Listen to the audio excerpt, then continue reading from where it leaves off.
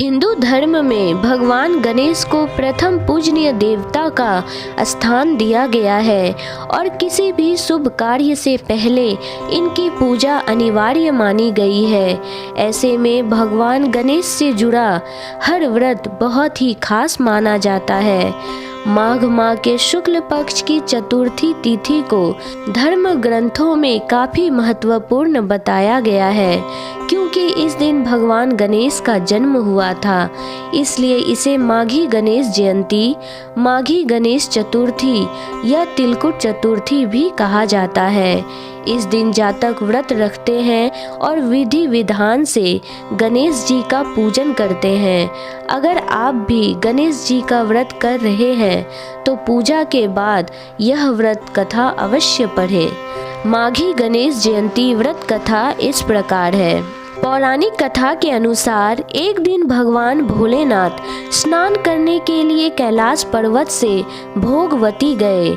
महादेव के प्रस्थान करने के बाद माँ पार्वती ने स्नान प्रारंभ किया और घर में स्नान करते हुए अपने मैल से एक पुतला बनाया। फिर उस पुतले में जान डालकर उसको सजीव कर दिया।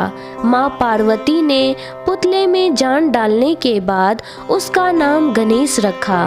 पार्वती जी जब स्नान करने के लिए जाने लगी तो उन्होंने बालक गणेश को मुख्य द्वार पर पहरा देने के लिए कहा। साथ ही आज्ञा दी कि जब तक मैं स्नान करके ना आऊं किसी को अंदर नहीं आने देना।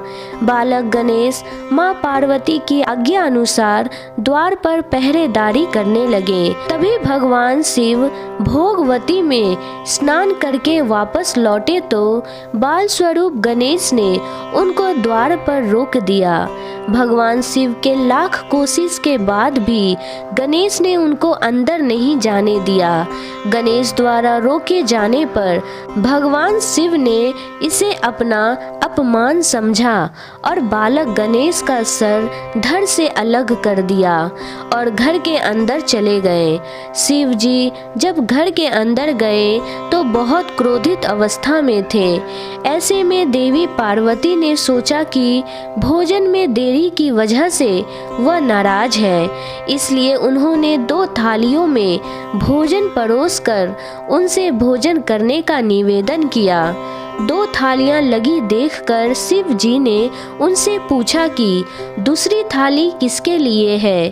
तब पार्वती जी ने जवाब दिया कि दूसरी थाली पुत्र गणेश के लिए है जो द्वार पर पहरा दे रहा है।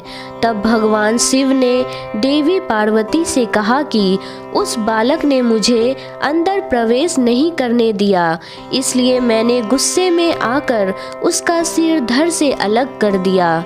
इतना सुनकर पार्वती जी दुखी हो गई और विलाप करने लगी।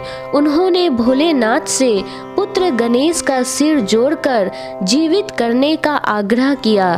तब महादेव ने एक हाथी के बच्चे का सिर धड़ से काटकर गणेश के धड़ से जोड़ दिया।